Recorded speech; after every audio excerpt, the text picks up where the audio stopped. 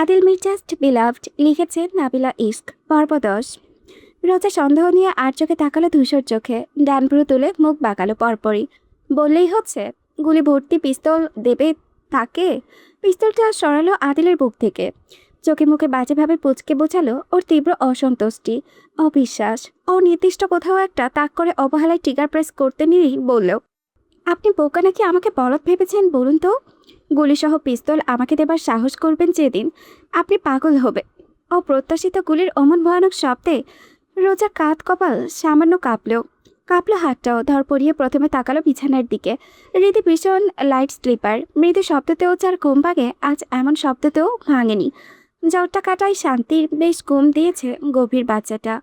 রোজা বড় বড় চোখে যখন আদিলের দিকে তাকালো, ততক্ষণে দুয়ার থেকে শান্ত দ্রুত সতর্ক প্রশ্ন শোনা গেল, boss, boss is everything okay? Are you okay? গুলিটা গিয়ে বেঁধেছে পেছনের দেওয়ালে। গর্তটা দেখে রোজার হতবিহ্বলতা আরও ত্রিগুণ বেড়ে গেল। ও তো ভেবেছিল গুলিই নেই, এজন্যই ওভাবে ট্রিগার প্রেস করেছে। ও যদি তখন সত্যিই বুকে গুলিটা চালিয়ে দিত তাহলে তাহলে কি হতো? রোজা বিস্ময় নিয়ে তাকিয়ে আদিলের বুকে। আদিল রোজার থতমতো খাওয়া চুপসারো মুখের চেয়ে থেকেই প্রাণবন্ত কণ্ঠ তুলে বলে, তোদের সিলি ম্যাডাম এই রাত বেড়েতে আমার সাথে পিস্তল পিস্তল খেলছে, নাথিং এলস। শান্তর আর কোনো শব্দ শোনা গেল না। রোজা অবশেষে চোখ রাঙালো, নিজেকে ছাড়াতে চাইলো, অনুভব করলো তার হাত থেকে আদিল পিস্তলটা নিয়েছে। পিস্তলের মাথাটা ডুবিয়েছে পেটের নরম অংশে, দাবিয়ে রেখে মুখটা ভীষণ কাছে এনে আওড়ালো, গুলি করি ম্যাডাম। রোজা হৃৎপিণ্ড লাফালো, তবে তাও বুঝতে দিল না। তাকালো চোখের মণিতে, নির্ভয়ে বলতে চাইল, করু। পর মুহূর্তেই টিকার প্রেসের শব্দে ভয় রোজা চোখ মুখ খিচে বন্ধ করে ফেললো। যখন বুঝলো পিস্তলে গুলি নেই, মুখে আধার নামলো। আদিলের কণ্ঠ কুটকুটে অন্ধকারের থেকেও গভীর শোনালো, আমি পাগলি। Your husband is mad Roza, he is crazy. Don't you know, don't you know, don't you know for whom? Roza স্তব্ধ হলো, নড়চড় করতে ভুলে বসলো। এই যাত্রায় আদিল স্বেচ্ছায় সরে এলো। এতক্ষণ যাবৎ কোজা হয়ে থাকাটা যেন ভীষণ পরিশ্রমের হয়ে গিয়েছে তার জন্য। সোজা হয়ে দাঁড়িয়ে কাঠটা নাড়িয়ে চাড়িয়ে সোজা করতে চাইল যেন। কাঠটা এতক্ষণ যাবৎ রোজার উচ্চতার সাথে মিলিয়ে ঝাঁক বাঁধিয়ে টনটন করেছিল। ঘাড় বাঁকাতে কেমন ফটফট করে শব্দ হলো ঘাড়ের হাড্ডির। পর মুহূর্তে পরনের প্যান্টে হাত দিয়ে রোজা যা বোঝার বুঝল। সহসা ঘুরে গেল ঘূর্ণিঝড়ের বেগে। দেওয়ালে মুখ করে রেখেও তাতে দাঁত পিষল। অনেকটা সময় উপলব্ধি করেছে আদিল সরে গিয়েছে, তবুও ফেরত পারছিল না। এত নির্লজ্জ অসভ্য একটা পুরুষ কিভাবে হয়? রোজা দম ফেলে যখন ফিরল, চোখ বুঝে নিল ফ্লোরে প্যান্টের সাথে আরেকটা জিনিসও রেখে গিয়েছে। কি বেশরম! রোজা তাকালো না ওদিকে, বিড়বিড় করলো, লম্পট কোথাকার। গুলিটা অন্যদিকে না মেরে বুকের ভেতরে মারা উচিত ছিল। ও কতক্ষণ চুপ থেকে অবশেষে হতাশ হয়ে গলা তুলে ডাকলো, বাহিরে কে আছেন? শান্তর জবাব পেল তাৎক্ষণিক, যেন দাঁড়িয়ে ছিল কোনো একটা প্রয়োজনে। ম্যাডাম, কোনো প্রয়োজন? রোজা দুহাত দূরত্ব রেখেই এড়ালো ফ্লোরে প্যান্ট পরা আর লাল কালো মিশ্রণে বেপস। একটা চাদর শরীরে জড়িয়ে নিয়ে তবেই বলল, ভেতরে আসুন তো। শান্ত সন্দিহান হয়ে দৃষ্টি নুয়ে প্রবেশ করতে রোজা আদেশ করলো, কেমন? এগুলো তুলে নিয়ে আপনার বস্তার মুখের উপরে ছুঁড়ে আসুন। শান্ত তাকালো ইশারা বুঝে। পর মুহূর্তেই ডান চোখটা পিটপিট করলো, ইতস্তস্ত করলো, বসের মুখে ছুঁড়ে মারবে মানে? এই কেমন কথা? শান্তর মাথা একটাই, ওকে। আর ওই মাথাটা গেলে আরেকটা লাগাতে পারবে না, মরবে, মারা পড়বে নির্ঘাত। রোজা যেন বুঝলো ওর মনের কথাগুলো, মুখ কালো করে ফেললো। ও, আপনার তো আবার আপনার বসের দিকের লোকজন, মুখের উপরে ছুটতে পারবেন না, দিয়ে আসতে পারবেন তো? শান্ত ভ্যাবাচাকা খেয়ে আস্তে করে বলে, জি ম্যাডাম। দয়া করুন দিয়ে আসুন তবে। শান্ত দ্রুত হাতে ফ্লোর থেকে সব তুলে নিল, ছুটলো ওয়াশরুমের দিকটায়। ওয়াশরুমের শাওয়ারের শব্দ শোনা যাচ্ছে। রোজা গিয়ে চুপচাপ বসে রীতির পাশে। আজ মোটেও ঘুমোতে যাবে না আগে আগে। ঘুম ধরলেও না, সুযোগ বুঝে ওকে বিছানায় চাপটে ধরা হবে। পরে ওই শক্তির কাছে কিচ্ছুটি না আসে, যেও নিজেকে ছোটানো সম্ভব হয়ে ওঠে না। এবারে বিছানায় পা দুটো তুলে বসে রোজা, অনুভব করে কোমরের বন্ধনের স্পর্শ। এত শখ তাহলে নিজের কোমরে কেন পড়ে না? রোজার আগে কিরমির করল, তবে রীতির কপাল ছোঁয়ায় হাতের স্পর্শ নরম ধীর, স্বাভাবিক তাপমাত্রা শরীরে, স্বস্তির এটা। ওর ফুলকালে ঠোঁট ছুঁয়ে মাথাটা এলিয়ে দিল হেডপটে। ক্রমশ ঘুমে চোখ দুটো বুঝে আসছে, অন্ধকার লাগছে চারিপাশ। আকাশের বুকে তখন সূর্য ওঠার প্রস্তুতি চলেছে। পাখির কিচিরমিচিরে ধ্বনি ভেসে বেড়াচ্ছে চতুর্দিক থেকে। অক্টোবরের উষ্ণতায় হাওয়ার স্পর্শে রোজার ঘুমটা কারো হচ্ছে। চোখ দুটো যেন পুরোপুরি বুঝবে। তখনই একটা দমকা হাওয়া এসে ছুড়ল তাকে। দুটো শক্তপোক্ত হাত পাজা করে তুলে নিয়েছে তার শরীর, এমনভাবে নিয়েছে যেন মনে হবে তার শরীরে ওজন নেই, তুলোর বস্তা মাত্র। তাকে কোলে তোলা আদিলকে ব্যতিক্রম লাগছে তার, তবে তার রোজা ধরতে পারল না। সে যে ছটপট করে নামতে বাকুল তখনও। শরীর বিছানা ছুতেই রোজা সরে যেতে চাইল, পারল কোথায়। কোমরটা এক হাত দ্বারা শিকলের মতো বেঁধে রেখে নিচের শক্তপোক্ত উন্মুক্ত ভেজা বুকের সাথে রোজার নাকে ভেসে এলো অদ্ভুত সুবাস। মুষ্টে উঠতে ঘাড়ে পড়ল তপ্ত শ্বাস প্রশ্বাসের ক্রমাগত স্পর্শ। মনে হলো আগুনের ফুলকিতা। কোমরে থাকা হাতটার স্পর্শ হঠাৎ একটা উষ্ণ লাগলো, যে রোজা সতর্ক হলো। মনে হচ্ছে আগুনের হালকা তাপ লেগেছে শরীরে। বুকের উষ্ণতা বুঝে রোজা নড়ে চড়ে ওঠে। ফিরে চাইতেই সে আশ্চর্য হয়। আদিলের চোখ দুটো বুঝে আসছে, মৃদু বুকের ওঠানামার গতি, লম্বা নাকটা কেমন লাল হয়ে আছে। রোজা দ্রুত সরে আসে এই সুযোগে, রীতির কাজ ঘেসে বসে থাকে কিছুক্ষণ। আর চোখে দেখলো আদিল নড়ছে না, শুধু হৃদয়ের মধ্যিখানে বাসটা কারা হচ্ছে। রোজা অনেকটা সময় নিয়ে অদূর থেকে পর্যবেক্ষণ করলো।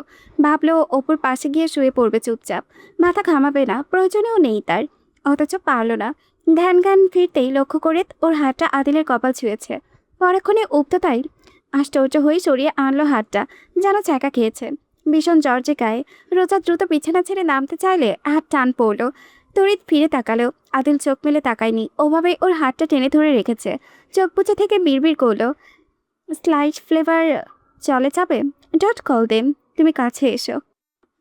রোজা হাতটা ছাড়িয়ে নিতে পারল না জোরপূর্বক, হয়তোবা আদিল দুর্বল বলে।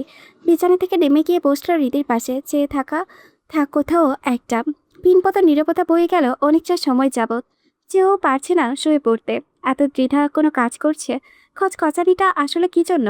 কোনো কারণেই বা। ওই লোকের যা ইচ্ছে হোক, জ্বরে পড়ে থাকুক, ওর কি? ও তো আছে রীতির জন্যই, শুধুমাত্র রীতি। সবকিছু মুখ বুঝে সহ্য করেছে বাচ্চাটার জন্যই তো। ওর মুহূর্তেই চোখের পাতায় ভাসল গত রাতের দৃশ্যগুলো। ভাসল ওই অনাকাঙ্ক্ষিত দৃশ্যটা। রোজা চোখ বুঝে ফেললো শক্ত করে। ও মাথা ঘুরিয়ে তাকালো পুনরায়, তাকিয়েই থাকলো। পরিশেষে দীর্ঘশ্বাস ফেললো, উঠে দাঁড়ালো দ্রুত। রুমালটা ভিজিয়ে আনলো চট জলদি। যখন কাছে এসে দাঁড়ালো বিছানায়, কিছুটা দ্বিধাগ্রস্ত হলো, তবে থামলো না। কপালে চুলগুলো সরিয়ে রুমালটা ছড়িয়ে রাখলো চওড়া কপালে। ভাঁজ করে রাখা কমফোর্টারটা মেলে দিল শরীরে। ফিরতে নিতে হাতে শক্ত উষ্ণ থাবা পড়ল। টেনে ধরেছে আদিল। রোজা ফিরে তাকালো, একজোড়া রক্তিম চোখের দৃষ্টি ওর উপরেই নিবদ্ধ। শিকারিও তার শিকার পেয়েছে অমন দৃষ্টি। পিনপতন নীরবতা ভাঙল খসখসে জ্বরে কাবু হওয়া আরও গভীর কণ্ঠস্বরে। In this moment, if I die, I will die without regrets. শ্রবণ শক্তি দুর্বল হয়ে থাকে এই সময়ে। রোজা অস্পষ্ট আশেপাশে কথাবার্তা শুনতে পারছিল। মৌমাছির মতো শোনালো শব্দগুলো। ঘুমটা পুরোপুরি ছুটতে আড়মোড়া চোখ মেলে তাকালো। সোজা চোখ পড়ল রীতির ওপরেই। গত রাতে পরিয়ে দেওয়া জামা পাজামার সেট পরনে, এলোমেলো চুল নিয়ে বসে আছে সোফায়, হাতে ওর পুতুলটা, অন্য হাতে ট্যাবলেট। সম্ভবত ভিডিও কলে কথা বলছে। ওপাশ থেকে ভেসে আসা পুরুষালী কণ্ঠ ভীষণ শান্ত, তাতে পৃথিবী সমান আহ্লাদ। আমার নানা ভাই কর্তা লক্ষ্মী মায়ের ওঠার অপেক্ষা করেছে। কণ্ঠ শুনে রোজা তড়াক করে উঠে বসলো, বিস্মিত হচ্ছে।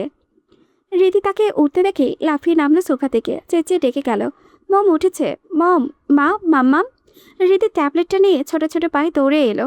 রোজা হাত বাড়িয়ে দিতে ঝাঁপিয়ে পড়লো বুকে। রোজা আগে ওর মুখটা দুহাতে ধরলো, কপালে ছুঁলো। যখন বুঝলো জ্বর নেই, তবে শান্ত হলো। রীতি বসলো তার কোলে, ট্যাবলেট এগিয়ে ধরলো তার মুখের সামনে। স্ক্রিনে আজিজুল সাহেব, নিপা বেগম আর রাজু, তিনজনের মাথা একসাথে আছেন। যে আছে সোজা। আজিজুল সাহেব মেয়েকে দেখে চিন্তিত গলায় প্রশ্ন করলেন দ্রুত, এত বেলা করে ঘুমোচ্ছ কেন মা? দুপুর হলো বলে? শরীর খারাপ? রোজার মন ভালো হয়ে গেল। অদ্ভুত আনন্দে গলারোধ হয়ে এলো যেন। নিজেকে স্বাভাবিক করতে সময় লাগলো। হাসতে চেয়ে সাবলীলভাবে জানতে চাইল, কিভাবে নাম্বার পেলে? হৃদয় উজ্জ্বল চোখে চেয়েই ছিল। তাদের হয়েই নিজেই তোতা পাখির মতো জবাবে বলল, আমি ড্যাডকে বলেছি, I want talk to my grandmother and grandfather and uncle. Nipa Begum হই হই ফেলে বললেন পাশাপাশি, জানিস না মা, আমার তো থতমতো খেয়েছি। রাজু বাবুকে দেখে এসে কি চিৎকার। রাজু ফটাফট মাথাটা এগিয়ে বলল, আপু, প্রতিদিন কল করবে এখন থেকে। আমি বাবুকে রোজ দেখতে চাই। কি সুইট ও। ঢাকা কবে ফিরবে? মায়ের হয়ে রীতি উচ্ছ্বাস নিয়ে জানালো, মামা, you don't have to worry. আমি কল করবো রোজ রোজ, প্রমিস। রাজু উচ্ছ্বাসে ফেটে পড়ল, গদগদ হয়ে বলে গেল, ওলে লেলে আমার পাখিটা। মামা তোমার অপেক্ষায় থাকবে কেমন? রোজা নিঃশ্বাসে হাসল।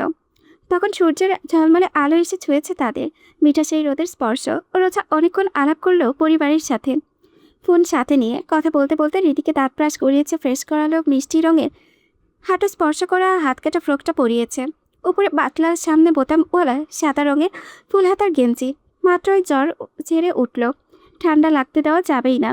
তার পিঠ সমান চুলগুলো ছুটি করে দিল, বেরুনিওয়ালা ছুটি। মেয়েটাকে পরিপাটি করে দুপুরে খাবার খাওয়ানোর সময়টুকু জুড়ে রোজা কথা বলল মায়ের সাথে। রীতিকে খাওয়ানো শেষ করতেই দরজায় করাঘাত পড়ে শান্ত একটি কণ্ঠ ভেসে এলো, ভাবি আসবো? রোজা চিনতে পারে। মায়ের সাথে কথা শেষ করে কল কেটে বলল, আসো না, আসো আসো। তা আবার বলতে হয়। ঝুমুরের সাথে সুপ্তি এসেছে। ঝুমুরের আজ সংকোচ নেই, মেয়েটা আজ সুপ্তিকে ছাড়িয়ে গিয়েছে। এসে রোজাকে শক্ত করে জড়িয়ে ধরল, খানিক ভরকালো রোজা, পর মুহূর্তেই হাসলো। কি হয়েছে নিউ ব্রাইট, এভাবে ঘুরছো কেন? আজ না বিয়ে? সুপ্তি গতকাল ঘটনা পুরোপুরি এড়িয়ে গেল, প্রফুল্ল চিত্তে বলল, ভাবে ঝুমুর তোমাকে ছাড়া নাকি কিছু করবে না, তোমায় নিতে এসেছেন। তোমার জন্য কি চমৎকার লেহেঙ্গা আনিয়েছে জানো, দেখে চোখ জুড়িয়ে গিয়েছে আমার। রীতি দুপা নাড়িয়ে ট্যাবলেটে কার্টুন দেখছিল। বড়দের এ ধরনের আলাপে আগ্রহ শূন্যতে ওর। রোজা এক পলক মেয়ের দিকে চেয়ে বলে, এক্ষুনি যেতে হবে? সুপ্তি তাড়া দিল, এ বাবা, ভাবি তুমি কি বলছো বলো তো? দুপুর পেরোচ্ছে যে, পার্লার থেকে টিম বুক করেছে ভাইয়া, তারা এসে ফেসিয়াল করাবে, তারপর সবাইকে পুরোপুরি রেডি করিয়ে দেবে, তারা এই পৌঁছাবে বলে। চলো চলো। রোজা তখন এক ফাঁকে উঠোনে দেখেছিল বড় করে স্টেজ করানো হয়েছে, সম্ভবত সন্ধ্যায় বিয়ে পড়ানো হবে। আপাতত ভীষণ হট্টগোল করে খাওয়ানো হচ্ছে আত্মীয় স্বজন। রোজা উঠে দাঁড়ালো ওদের সাথে। রোজাকে উঠতে দেখে রীতি ট্যাবলেট ফেলে দ্রুত নামলো বিছানা থেকে, চটপট করে খপ করে ধরলো হাতটা। সাথে যাবে স্পষ্ট। অবশ্য রোজা ওকে একা রুমে রেখে কখনো যেতেও না। সুপ্তি মুগ্ধ চোখে দেখলো অদূরে দাঁড়ানো রোজাকে। রোজাকে লেহেঙ্গাতে স্কাই ব্লু রঙের ভীষণ প্লেন একটা লেহেঙ্গা শাড়ি স্টাইলে পরেছে, হালকা মেকওভার নিয়েছে। বড় চুলগুলোতে রূপাঞ্চলের মতো ফুল সাহায্যে বানানো হয়েছে বেনুনি হেয়ার স্টাইলটা। কি দারুণ! নাকের পাটায় ছোট্ট পাথরের নোজপিনটা জলজল করছে। শক্তির বুকের কাছটা ডলে চুমুরের কানের কাছে মুখ নিয়ে চাপা গলায় আওড়ে গেল, গুঞ্জন শুনেছিলাম ভাবিকে জোরপূর্বক তুলে এনে বিয়ে করেছে ভাইয়ার বস। আমার মনে হচ্ছে ঝুমুর, আমি প্যারা হলে এমন মেয়েকে নিজের করতে আমিও জোর খাটিয়েই তুলে এনে আনতাম। ঝুমুরকে তখনও মেকআপ করানো হয়েছে, ওর ভীষণ দেরি হচ্ছে সাজগোজে শেষ হতে। চোখ বোঝা অবস্থাতেই মৃদু হেসে সুপ্তি হাতে চড় মেরে বলে, থাম বেয়াদব, ভাবি শুনলে খবর আছে তোর। রোজা তখন ঝুঁকে মেয়েকে শান্ত করতে ব্যস্ত। হৃদয় অসহ্য হয়ে গিয়েছে এতগুলো মানুষের মধ্যে, এখানে ওর আর ভালো লাগছে না। টানছে রোজার হাত, মম লেটস গো মম। রোজা অসহায় হয়, একটু পরে যাচ্ছি মা, বাইরে এখন অনেক মানুষ যে। আমি ড্যাডের কাছে যাব মম, চলো না চলো না। রোজা কখনো যাইবে না, পাগল নাকি? বলো গাড়ির সাথে যাও সোনা। ড্যাডের সাথে দেখা করে ফিরে এসো কেমন? রীতি জেদ করে গেল সামনে। তোমাকে ছাড়া যাবো না। বাচ্চাটার মুখটা লাল হয়ে যাচ্ছে, সবার ভিড়ে ওর অস্বস্তি হচ্ছে। বুঝে আর থাকতে পারলো না, রোজা বেরোলো রুম ছেড়ে। সাথে শক্তিসহ আরও দুজন কাজিন এলো। একটা নাম বোধহয় কাজল। সেদিন সাদিজার সাথে দেখা হলো ওই অদ্ভুত মেয়েটা। আজ তেমন একটা কথাবার্তা বলেনি মেয়েটা, রোজা থেকে বেশ দূরত্ব রাখে, অথচ এখন পেছন পেছন আসার সে মানিয়ে পেল না। তবে তেমন স্বীকৃতিও দিল না, অজানার মতোই তার আচরণ। শিকদার বাড়ির উঠোনে জুড়ে অতিথি, গ্রামবাসীর যাতায়াত। রোজা রুম থেকে বেরিয়ে খেয়াল করলো দরজার সামনে দাঁড়িয়ে আছে রাতিন জাকির রনি। জাকির বলে কণ্ঠে নামিয়ে, ম্যাডাম বাড়ির বাহিরে অনেক মানুষ তো, স্যার বলেছে বেরোতে না। রোজার মুখটা হা হয়ে এলো। সে একটা বিয়ে বাড়িতে এসেছে, বিয়ের জন্য তৈরি হচ্ছে, আর বেরোতেই পারবে না? তাহলে তৈরি হয়েছে কেন? রাগিকা জ্বলে উঠল রীতিমতো। সবার সামনে রাগটা দামিয়ে আস্তে করে প্রশ্ন করলো, কোথায় আপনার স্যার? জাকির বুঝলো না, জানবে কি করে? জানানো ঠিক হবে? ও ভাবতে ভাবতে স্বপন চট করে বলল, স্যার শুটিং প্র্যাকটিস করছে। রোজা হতবিহ্বল, কোথায়? পেছনে ওই জঙ্গলে। রীতি দ্রুত বলল, বডিগার্ড আঙ্কেল, মম আর আমি যাবো, নিয়ে চলো। রোজা নাকচ করলো দ্রুত, তুমি যাও সোনা, মম অপেক্ষা করছে তোমার ফিরে আসার, কেমন? যাও। অথচ মেয়েটা জেদ ধরেছে, তাকে ছাড়া যাবে না। অগত্যা রোজা রীতিকে নিয়ে বাড়ির নিরিবিলি পেছনের দিকে বেরিয়ে আসে। এপাশটা বডিগার্ড দিয়ে ভর্তি। অদূরে দেখা যাচ্ছে ওদের গাড়ির সীমানা। ওখান থেকে গুলির শব্দ কানে ভাসছে কেমন। যত এগোচ্ছে তত দেখা যাচ্ছে আতিলের চৌড়া কাঠ। তখনও সূর্যটা আকাশের বুকে আছে, আর কিছু মুহূর্ত পর ডুববে সেটা। সূর্যের রক্তিম আলো পড়েছে আদিলের ঘামার্ত পিঠে। ঝলমলে আলো তার কাঁধের কুচকুচে কালো বাজ পাখিটা কি জীবন্ত লাগছে। ঘেমে নিয়ে আদিল একাকার। একটা লুজ ট্রাউজার কোমরে ঝুলে আছে কোনো রকমে। রোজার মনে হলো ওইটা যে কোনো সময় খুলে পড়ে যাবে। রীতি উচ্ছ্বাস নিয়ে ডাকছে সমানে, ড্যাড ড্যাড। আদিল ফিরে তাকালো, তাৎক্ষণিক দৃষ্টি পড়ল যেখানে আর যা দেখতে পেল প্রভাব বড় বেশ বড়সড় পাতলা তার ওপরই। পিস্তলটা হাত ফসকে পড়ে গেল। রীতি তখন দৌড়ে এসে জড়িয়ে ধরল বাবার টান পা। চতুর চোখে আশপাশটা দেখেছে আদিল মেয়ের মাথা ছুঁয়ে দিচ্ছে ঠিক, অথচ অদূরে দাঁড়িয়ে পড়া রোজার ওপরে রোজা আর কদম নড়াচ্ছে না, দাঁড়িয়ে থাকলো ওখানটায়। আদিল স্বাভাবিক হলো ফের, যেন কিছুটি হয়নি। স্বপন পড়ে যাওয়া পিস্তলটা তুলে সরে দাঁড়িয়েছে। রীতি বুলেটস আই টার্গেট দেখিয়ে বলে, dad I want a shoot. Adil ডানভ্র তুলে তাকালো মেয়ের দিকে। You want to? রীতির মাথা তোলালো। আদিল হাত বাড়িয়ে স্বপন পিস্তলটা দিল। আদিল দুপায়ের পাতায় ভর দিয়ে বসলো। রীতি চাপিয়ে পড়লো বুকে। আদিল ওর গালে ঠোঁট ছুঁয়ে সামনে দাঁড় করালো। ওর ছোট্ট দু হাতে পিস্তলটা ধরিয়ে নিজেও এক হাতে ধরে নিশানা তাক করে ট্রিগার প্রেস করলো। গুলি সোজা বুলস আর টার্গেট বিঁধল। রীতি উচ্ছ্বাস নিয়ে লাফালো। চলচল চোখে চেয়ে মুগ্ধ হয়ে বলে গেল, dad you are so powerful, most powerful man in the world. প্রত্যুত্তরে আদিল ঠোঁট চুয়ে দেয় মাথায়। রীতি কৌতূহল হয়ে এদিক ওদিকে ছুটছে। ওর পিছনে স্বপন রনিও ছুটছে। আদিল অবশেষে ঘুরে দেখলো রোজা এক জায়গাতেই দাঁড়িয়ে আছে, নড়ছেই নেই। শুকনো গলায় ওখান থেকেই বলল, আমি ফিরে যাচ্ছি, রীতিকে পাঠিয়ে দিন। অথচ রোজা কদম বাড়াতেও পারে না। আদিলের আদেশ পড়ে, এদিকে এসো। কি দরকার? বিপরীতে আদিল শুধু শিকারের চোখে চেয়ে আছে, আর একটা শব্দ বাই করলো না, নড়লও না। রোজা আশেপাশে গার্ড দেখে তপ্ত শ্বাস পেলে কদম বাড়ালো। কাছাকাছি আসতেই নজর পড়লো টেবিলের। কত রকমের অস্ত্র ওখানে। সোনালি রঙের রিভলভারের দিকে এক পলক তাকিয়ে দৃষ্টি ফিরিয়ে নিল। আদিল তার দিকে চেয়ে থেকেই ওই অস্ত্রের নাম বলে তার দিকে কদম বাড়ালো। বাড়াতে আওড়াই, ইউ ওয়ানা ট্রাই? রোজা আর চোখে পুনরায় তাকালো অস্ত্রের দিকে, এরপর ওই সুন্দর নিশানা বোর্ডের দিকে। ওর আসলে ইচ্ছে করছে বন্দুক চালাতে, আগ্রহ কাজ করছে জানার ও কি পারবে ওই বুলেট আই টার্গেটস গুলি ছুটতে। আদিল ইশারা করতেই রাতিন রিভলভারটা নিয়ে এলো। দুহাত মেলে ধরতে তাৎক্ষণিক রোজা নিল না, কিঞ্চিত দ্বিধা পেরিয়ে অতপর নিল। ভালোভাবে ধরতে পারলো না, বেশ ভারী। এত ওজন কেন এতে? আদিল এসে দাঁড়ালো রোজার পাশে। গা ছুঁই ছুঁই প্রায়। শক্তপোক্ত পুরুষালী হাত দুটো পেছন থেকে রিভলভারটা ধরাটা ঠিক করে দিয়ে ছেড়ে দিল না। ক্রমশ মুখটা চলে গুছল, ঘ্রাণ নিল ড্রাগস নেবার মতো। রোজা ঘাড় নাড়ালো সামান্য, ট্রিগার প্রেস করে। নিশানা বোর্ডের কোথাও গুলি লাগেনি, গাছে লেগেছে। রোজা হতবিহ্বল। মধ্য না লাগুক তাই বলে আশেপাশেও লাগবে না। পুনরায় চেষ্টা করলো, ফলাফল শূন্য। অবশেষে আদিল আয়ত্তে নিল পুরো ওকে। সয়ে ওর হাতের রিভলভারটাকে পেছন থেকে কেমন আষ্টাপিষ্টে রোজাকে জড়িয়ে ধরলো। থুতুনি কাঁধে রেখে কানের কাজটায় এলোমেলো তপ্ত ভারী শ্বাস পেলে রোজার হাতের পিস্তলটা নিশানা নিয়ে বডিগার্ডের একজন মাথার উপরে থাকা আপেলের উপরে নিশানা বসাতে রোজা চোখ বুজে আওড়ায়। ওদের দিকে না। আদিলের বাধ্য বড়। তার বড় দুহাতের মুঠোতে থাকা রোজার দুহাতে ধরা পিস্তলের নিশানা অন্যদিকে রাখে সদরের কাজটায় বসা জোড়া পাখির দিকে। রোজা এবারে চোখ রাঙায়, ওখানে না। আদিল বড় করে শ্বাস টেনে নেয়। গাছের কানের কাজটায় ফের আওড়ায়। গাছের পাতা চলবে আমার ম্যাডাম? রোজা তাকালো সদূরে থাকা গাছের ওই একটুখানি পাতাগুলোর দিকে। কিছুটা সন্দেহটা নেই বলেই বসে, পারবেন? ও তো দূরেছে, এতটুকুই একটা পাতা, কিভাবে সম্ভব? আদিল নাক মুখ ঘষল রোজার ফর্সা রক্তিম গালে। ছাতা চোয়ালের খোঁচায় রোজা চোখ কুচকে ফেলে, নড়ে চড়ে ওঠে শিরশিরে করে গা। আদিল আওড়াই, কি মনে হয় আপনার? খুঁজতেছেন কারে কন্ত? আপনারে কাল রাইতে থেইকা এখানে ঘুরতে দেখতাছি। মুরব্বীর এমন সন্দিহান পোস্টে জিহাদ চমকে ওঠে। নিজেকে স্বাভাবিক রাখতে চেয়ে মাথা নাড়িয়ে বলে, কাউকে না চাচা, আশপাশটা দেখছিলাম। গ্রামীণটা ভীষণ সুন্দর। চাচার দোকানের বয়স কত? মনে তো হইতেছে মেলা বছরে। যুবক থাকতে দিছিলাম, তা আপনারে তো আগে দেখি নাই কখনো। মনে তো হইতেছে এখানকার আপনি না থাকেন কই? জিহাদ 4 টাকা মিটিয়ে উঠে দাঁড়িয়েছে। ওয়ালেটের পেছনে পকেটে ভরতে ভরতে সামনে যতটুকু পর্যন্ত চোখ যায় তাকাই। নদীর ঘেঁষেই তার জমিদার বাড়ি সম্ভবত একটু দেখা যাচ্ছে নাকি। জিহাদের সাহস হলো না এগিয়ে যাওয়ায়। হালকা হেসে বলে, ঢাকা। এই দিকটা দিয়ে যাচ্ছিলাম, তাই ভাবলাম আজকের দিনটা কাটিয়ে যাই। আমার আবার গ্রাম ঘুরতে ভালো লাগে, বলতে পারেন ভ্রমণ পিপাসুর লোক আমি। দোকানটা গ্রামের প্রবেশ পথে। দোকানদার কাশেম একজন বৃদ্ধা লোক, বয়স আনুমানিক 60-এর ওপরে। মানুষ চিনতে তিনি ভুল করেন না। শহরে এই ছেলে হাবভাব তার ভালো লাগলো না। তার কপালের কারুকাজ হচ্ছে ক্রমশ। সন্দেহ দৃষ্টি হচ্ছে আরও, তবুও মুখ খুলে জিজ্ঞাসাবাদ চালাতে চাই, তবে সে সুযোগ দিল না জিহাদ। পাশে দাঁড় করানো বাইকে চড়ে বেরিয়ে গেল সীমানা ছেড়ে। তার এত তাড়া দেখে কাশিমের সন্দেহ পাকাপোক্ত হলো। লুঙ্গির কুচিতে বাঁধা মুঠোফোনটা বের করে কল করলো কাউকে।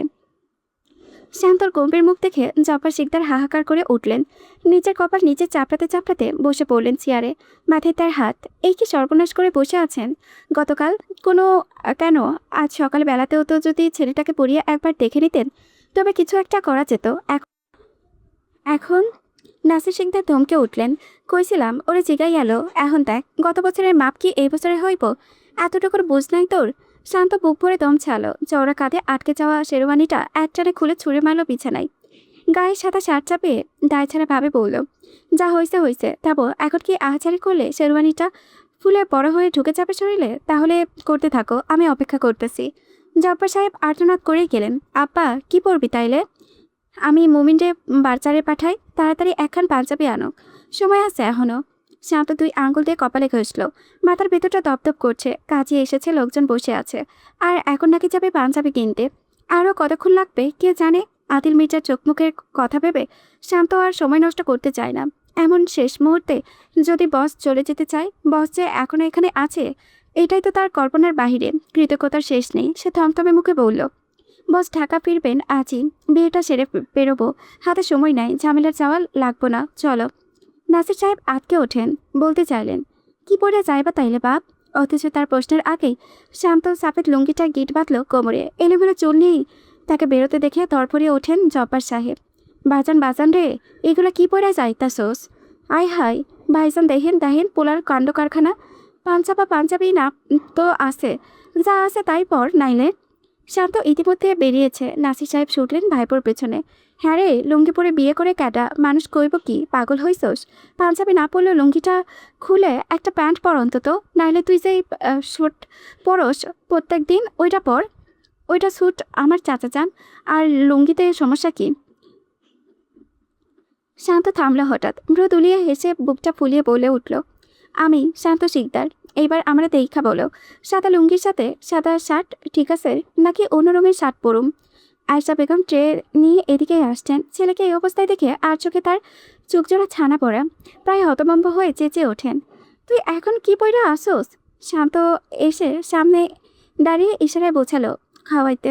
আয়শা বেগম আগে মিষ্টি খাওয়ালেন ছেলেকে। শান্ত মাথা নোয়াতেই মাথা বুলিয়ে দেওয়া দোয়া পরে ফু দিয়ে তাড়া দিলেন, তাড়াতাড়ি রেডি হো, তোর উকিল মামা আয়সা পড়বো, তোর কাজের চাচা বৈশা আছে।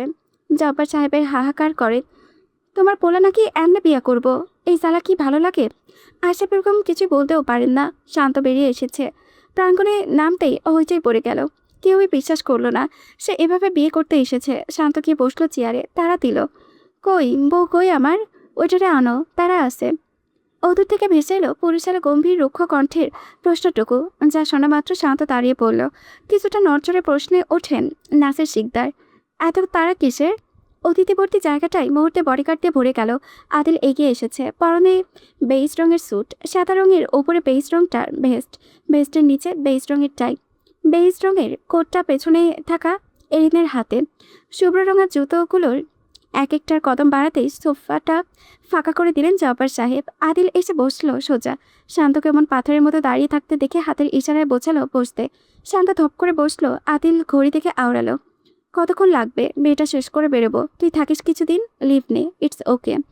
শান্ত মাথা নাড়িয়ে দ্রুত বলল, বস ঝুমুরকে নিয়ে আজই ঢাকা ফিরবো, আমার বলা আছে। আদিল ইশারা করতেই এলেন ছোট ব্রিফকেসটা নিয়ে এগুলো শান্তর দিকে।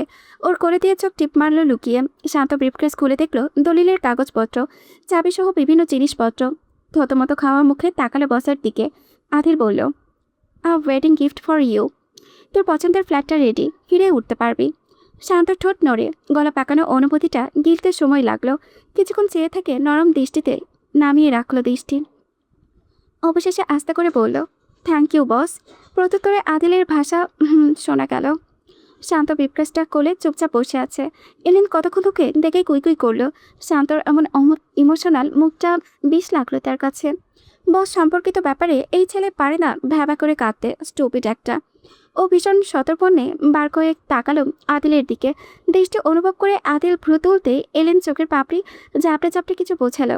আদিল বুঝলো বোধহয়, অনুমতিও বুঝে দিল। এলেন চওড়া গলায় আদেশ করলো, এই ডিজে লাগাও গান। নিরিবিলি পরিবেশে ভাঙলো গানের আওয়াজে।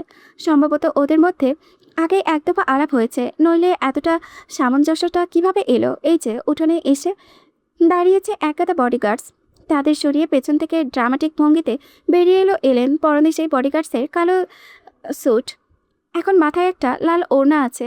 ওটাকে গায়ে পেঁচিয়ে নিতে নিতে চেয়ারে বসা শান্তর দিকে ভীষণ আবেদনময়ী ভঙ্গিতে এগোচ্ছে।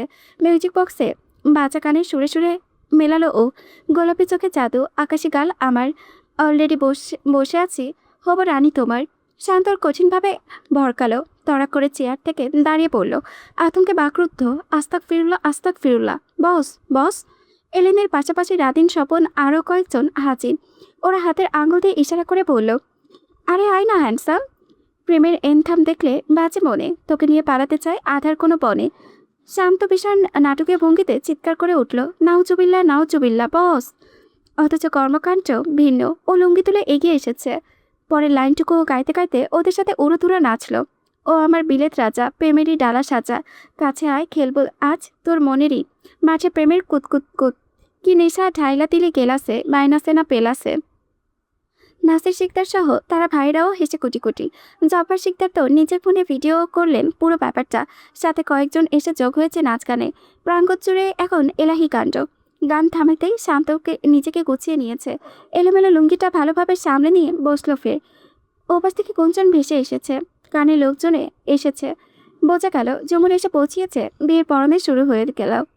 ঘরের আলো নিবু নিবু। বিছানায় এক কোণে বসে আছে জাহানারা বেগম, তার সামনে রোজা। আলতোভাবে ধরলেন রোজার সুন্দর হাত দুটো, মুঠো নিয়ে ডাকলেন, না বউ। রোজার সঙ্গে সঙ্গে বলে, দাদিমা। জাহানারা বেগম চোখজোড়া ভিজে এলো হঠাৎ, চমকালো রোজা। কি বলবে বা করবে বুঝতে পারল না। ওর অসহায় চোখ মুখ দেখে অল্প হাসলেন বৃদ্ধা, সময় নিয়ে বললেন, ভাবছিলাম হয়তো আরও কটা দিন অন্তত থাকবা, তো আর সম্ভব হইল না। শান্ত কইল, আজই রওনা দিবা, তোমা করে আমি মনে করুম অনেক। রোজা ভীষণ খারাপ লাগলো। দুদিনের পরিচয়ে বুঝি মানুষ এতটা আপন হয় হয়তো। জাহানারা বেগম বলে গেলেন, নাত বউ, আমার নাতিটা। গলাটা বসে গেল জাহানারা বেগমের। কিছু সম্পর্কের নাম থাকে না, ভালোবাসার কারণও বোধ হয়ে থাকে না। তিনি না দেখে না চিনে সবসময় আদিল মির্জা নামক ছেলেটাকে নাতি ভেবে রেখেছেন। এর কোনো ব্যাখ্যা নেই, তিনি দিতে পারেন না। শুধু জানেন তিনি ভালো চান। তিনি চান নাতি তার সুখে থাকুক, ভালোবাসায় ভরে উঠুক জীবন। তিনি নিজেকে সামনে ধীরে বলে গেলেন, আমি জানি নাতবো, তোমার সাথে যা হয়েছে ভালো হয় নাই, উচিত করে নাই আদিল। জোর করে সংসার হয় না, ভালোবাসা পাওয়া যায় না। কিন্তু নাতবো। রোজা চমকে তাকাতেই জাহানারা বেগম চোখে চোখ রেখে বললেন, সামর্থ্য থাকলে কি কেউ নিজের ভালোবাসা ছাইরা দেয়? রোজার ভেতরটা ধক করে উঠল, কাঁপলো চোখের পাপড়ি। জাহানারা বেগম বলে গেলেন, বুঝদার মাইয়া তুমি, সবই তো বোঝো, জানো। রোজা থমকে থাকলো। জাহানারা বেগম ছলছল চোখে চেয়ে বলল, যে তোমার এই কই রাখবো বুঝে পাই না। মাথার মুকুটে কইরা নাকি বুকের পিঞ্জরে বন্দি কইরা? তারে ভালো না বাসিলেও করুণা কইর, সায়রা যাইও না। রোজা ঠোঁট নড়ল, আড়াল করলো দৃষ্টি। জাহানারা বেগম দম নিয়ে ফের বললেন, আমি বড় স্বার্থপর নাতবো, নাতির লইগাই চাইতাছি। এই বুড়ি একটাই চাওয়া, তোমার এসে মেলা চাই, পাশে থাইকো, এই জীবনের লইগা থাইকা চাইও তার হইয়া। রোজা একটা শব্দ উচ্চারণ করতে পারল না। মুখের ভেতরটা এমন বাজেভাবে মুচড়ে গেল যে ওর দম বন্ধ হয়ে এলো। কেন এত দম বন্ধ লাগলো ও জানে না। হৃদির কণ্ঠে শোনা যাচ্ছে, তাকে খুঁজছে, ডাকছে। জাহানারা বেগম চোখ মুছলেন, হেসে গলা তুলে ডাকলেন, এইদিকে আহো বড় মা, এইদিকে। হৃদি উচ্ছ্বাস নিয়ে প্রবেশ করলো। Mom will be going back. দেহে আসার শরীরটা বুকে নিল রোজা, নিজেকে স্বাভাবিক রাখলো, আওড়ালো হুম।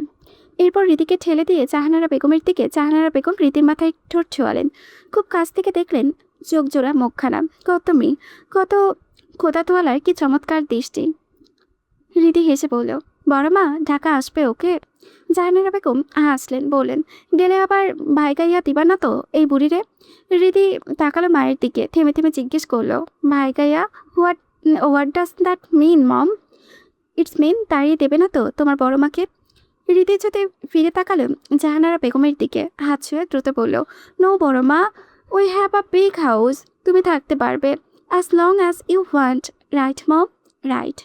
জাহানারা বেগম কি বললেন কে জানে। হৃদির গালে ঠোঁট ছুঁয়ে বলেন, যামো ইনশাল্লাহ। বলতে বলতে ভদ্রলোক পেছনে চেয়ে আশ্চর্য হয়ে ডাকেন, কিরে তুই এখানে? পাঁচক খানিকটা অপ্রস্তুত হলেও আশ্বস্ত আস্তে করে বলল, দেখা করতে আইলাম, তারা নাকি আইজ ফিরা চাইব। জাহানারা বেগম তপ্ত শ্বাস ফেলে মাথা তোলালেন। রোজা আগ্রহ নিয়ে চেয়ে আছে মেয়েটার দিকে। সে খেয়াল করেছে এই মেয়েটা অদ্ভুত আচরণ, সবসময় কেমন ভাবে যেন তাকে দেখছে। এরা তো দৃষ্টিতে কি হিংসা দেখছে ঠিকঠাক নাকি অন্য কিছু? রোজা অবশ্য এত কিছু ভাবলো না। এদিকে জাহানারা বেগমের কাছে রেখে উঠে দাঁড়ালো। কাজলকে ভেঙে বেরোবে তখনই মেয়েটা ফিসফিস করে আওড়ালো, আপনার লোকে আমার কিছু কথা আছে, শুনবেন? রোজা কপালে ভাঁজ পড়ল কয়েক, বলল, এখনই বলুন, কি ব্যাপার? ভীষণ গুরুত্বপূর্ণ, একলা কইতে চাইতাছিলাম। রোজা অনাগ্রহী হওয়া সত্ত্বেও মেয়েটার সাথে বেরোয়। কাজল আগে আগে হাঁটছে, আশেপাশে তাকাচ্ছে, বারে বারে যাচ্ছে সেই পেছনে বারান্দার দিকে যেখান দিয়ে জঙ্গলে যাওয়া যায়। অথচ রোজা মোটেও ওই দিকে যাবে না। বারান্দায় পৌঁছে ও দাঁড়িয়ে পড়ল, বুকে দুহাত ভাঁজ করে বলল, এবার বলুন। কাজল দেখলো জঙ্গলটা, বলল, আর একটু এদিকে। রোজা ভ্রুতুরে স্পষ্ট করে প্রশ্ন করে গেল, কি করতে চাইছেন ঠিক? ওখানে নিয়ে আমাকে গুম করতে চাচ্ছেন বুঝি, নাকি ক্ষতি? আপনার কি অবস্থা করতে পারি আইডিয়া আছে, ভেবেছেন? শান্তর কাচিন দেখিয়ে কিন্তু ছাড় পাবেন না। হি ইজ ক্রেজি, মেরে ফেলবে আপনাকে।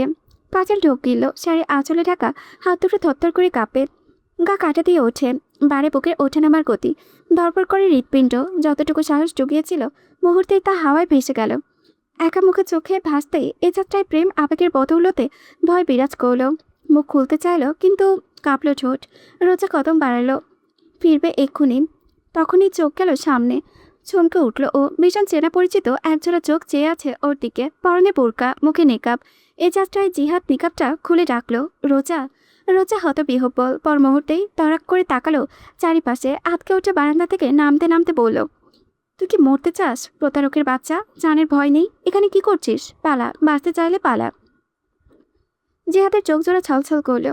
ও সব বাদ রেখে দ্রুত বলে গেল, আমি প্রতারক নই রোজা, আমি বিশ্বাসঘাতকতা করিনি, আমি ইচ্ছে করে কিচ্ছু করিনি। সব কিছু পেছনে ভয়ঙ্কর একজন আছে, সব তার চাল। রোজা বারবার তাকাচ্ছে পেছনে, ওই কাজল নামের মেয়েটা আর নেই। রোজার হৃৎপিণ্ড খামচে ধরে কেউ, চোখে বুঝে দৃঢ় গলায় বলে, এখনো সময় আছে জিহাদ, পালা, যেভাবে এসেছিস বেরিয়ে যা। জিহাদ চোখ দুটো ভরে দেখতে থাকলো রোজাকে, মনে হচ্ছে শতযুগ পর দেখছে। এগোতে এগোতে পাগলের মতো বিলাপ করে গেল, রোজা, রোজা, আমি প্রতারক নই, আমি কখনো তোকে ছাড়া কারো কথা ভাবতে পারি না। আমি আমি নিজের চেয়েও তোকে ভালোবাসি। রোজা চোখ বুঝলো, পর মুহূর্তেই চমকালো জিহাদের কাণ্ডে। ও খপ করে ধরেছে হাতটা। আমি কতটা পাগল তোর জন্য, বাকি তোর অজানা। আমি কিভাবে এমন করতে পারি বল? আমাকে উস্কিয়েছে, তোমার থেকে আমাকে দূরে সরানোর ষড়যন্ত্র করা হয়েছে, বিশাল ষড়যন্ত্র। এই ষড়যন্ত্রের পেছনে স্বয়ং আদিল মির্জা আছে। ভাবতেও পারবে না ওই লোক কতটা ডেঞ্জারাস, কতটা নিচে নেমেছে। তুমি কি জানো ওই লোক? গুলির তীব্র শব্দ, পর মুহূর্তে রোজার হাত ছেড়ে হাঁটু ভেঙে বসে পড়ল জিহাদ। গল গল করে রক্ত বেরোচ্ছে পা বেয়ে। মুহূর্তেই বডিগার্ডস দিয়ে ভরে গেল জায়গাটুকু। পিস্তল হাতে আদিলের চোখ দেখে ধক করে ওঠে রোজার বুক। আনমনা ওই দুই কদমে পিছিয়ে যায়। জিহাদ থামল না, গুলি খেয়েও ও বলতে চাইল, রোজা, এই আদিল মির্জাটা। ঝড়ের বেগে যেন ছুঁয়ে গেল জিহাদকে। আদিল ওর এক হাতে তুলে দেওয়ালে মুখ বরাবর বাড়ি খাওয়াতেই রক্ত ভেসে গেল পুরো দেওয়াল। রোজা চিৎকার করে উঠল এমন নৃশংস দৃশ্যে। সামনে কাঁপল ওর হাত, অথচ তারপরও ছুটে গেল। আদিল পুনরায় ওর মাথাটা দেওয়ালে বাড়ি মারতেই রোজার মুখ নীল হয়ে গেল। আতঙ্কে চিৎকার করে বলল, মারবেন না ওকে প্লিজ, ছেড়ে দিন, ছেড়ে দিন। বলতে বলতে ও দৌড়ে গিয়ে টেনে ধরল আদিলের রক্তাক্ত হাত। টেনে সরাতে চেয়ে মিনতি করল, ও মরে যাবে, মরে যাবে, প্লিজ ছেড়ে দিন। জিহাদ গঙ্গিয়ে ওঠে। রোজ জিহাদ পুরোপুরি ডাকতে পারে না, শক্তপক্ত বড় সুবিশাল হাতটার খুঁজে পড়তেই জিহাদ মরার মতো চুপচাপ করে যায়। রোজা চোখ ভেজে উঠল অমন করুণ দৃশ্যে, আর্তনাদ করে উঠল, জিহাদ, রোজা নামটা দ্বিতীয়বার মুখে দিয়ে উচ্চারণ করতে পারে না। একটা হাত থাবা বসায় ওর সংবেদনশীল গলায়। আদিল গলা চেপে ধরেছে ওর। রোজা দম বন্ধ হয়ে আসে, মুখে লাল হয়ে ওঠে ওই রক্ত শূন্যতায়। যখন ভাবলো ও মরেই যাবে, তখনই ঢিলে হলো থাবাটা। তারপরই সরেনি গলা থেকে। রোজা প্রাণ ভরে দম নিল, ছলছল চোখে তাকাতেই শ্বাস আটকালো গলায়। আদিলের মুখটা ওর খুব কাছে, রক্তিম চোখজোড়া থেকে আগুন বেরোচ্ছে মনে হলো। কণ্ঠ শোনালো সমুদ্রের গভীরের মতো ভয়ঙ্কর। আরেকবার উচ্চারণ করলো, আই উইল ডিস্ট্রয় এভরিথিং। রোজা তখনও দুর্বল ভরে শ্বাস নিচ্ছে, তারপরও অনুনয় করে গেল। টেনে ধরলো গলার থাবা বসানো আদিলের হাতটা। ছেড়ে দিন, ওর একটা অনাগত সন্তান আছে, ও ওর বাবা মায়ের একমাত্র সন্তান, তারা বৃদ্ধ। ওকে মারবেন না প্লিজ, যেতে দিন। আদিল তাতে দাঁত পিষে তাকিয়ে থাকলো। হাতটা ছড়াতেই দেখলো ধপধপে ভরসা গলায় 5 আঙ্গুলের ভয়ানক দাগ বসে আছে। ওই দৃশ্য যেন কিছুই আছে। আদিলের হাত কাঁপে, পর মুহূর্তেই বুকের সাথে পিষে ফেলে শরীরটা। ক্রমাগত ঠোঁট ছোঁয়ায় আঙ্গুলের দাগগুলোর ওপরে। আদিশ চড়ে গাড়িয়ান শান্ত দাঁড়িয়েছিল সামনেই, ওর গলায় তখনও বিয়ের মালা। রাদিনকে দিয়ে ছুটেছে গাড়ি ড্রাইভ করে এদিকে আনতে। রোজার মনে হচ্ছে ওর চোখে সব ভাষা দেখছে। দুর্বল গলায় পুনরায় আওড়াই, আদিল ওকে ছেড়ে দিন প্লিজ, আমার কসম লাগে, যেতে দিন। মুহূর্তেই অবশ হয়ে আসে ওকে আষ্টে পিষ্টে জড়িয়ে রাখা শরীরটা। থমথমে নীরবতা নামে চারিপাশ জুড়ে।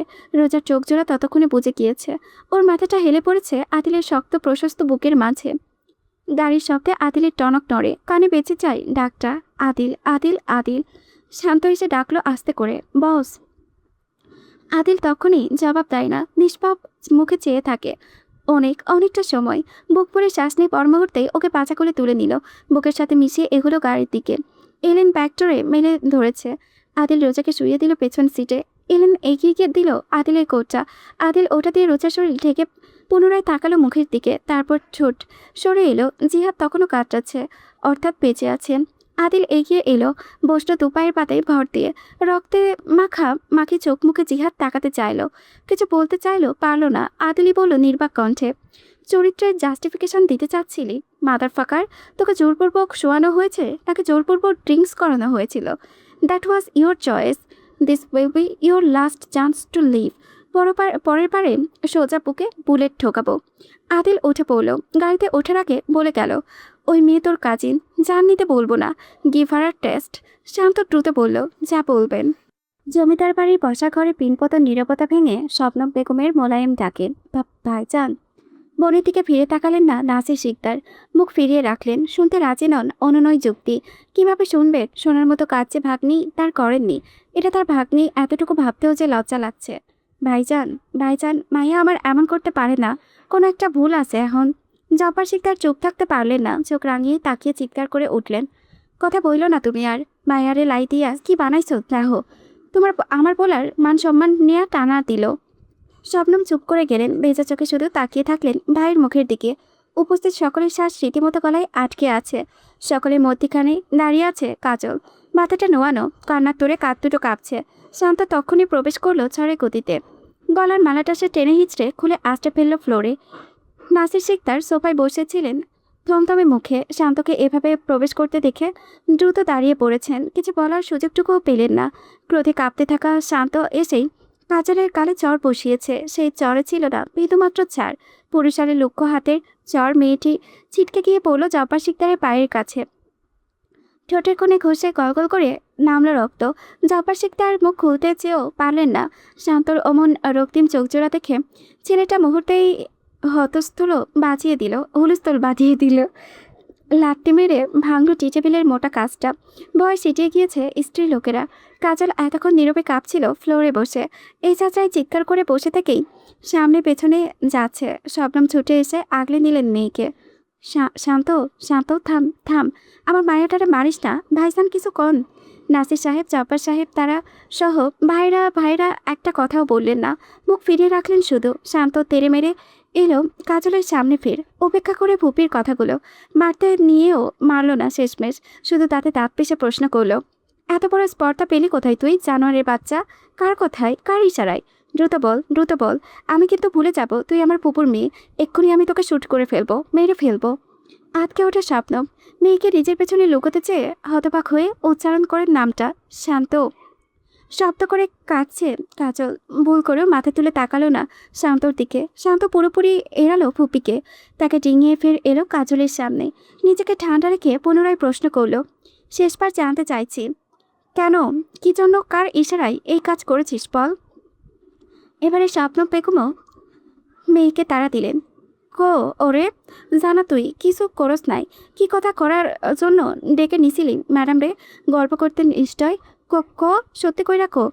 সুপ্তি লুকিয়েছিল মায়ের পেছনে, মাথাটা বের করে ভয়ার্থ গলায় আস্তে করে জানালো, আপুর প্রথম থেকে ম্যাডামের তেমন একটা দেখতে পারতো না, আমি খেয়াল রাখছি। এমনকি কথাবার্তাও কইতো চাইতো না, মিশতে চাইতো না, দূর থেকে তাকাইয়া থাকতো খালি। জাহানারা বেগমের কণ্ঠে কেমন হতাশা মেশানো।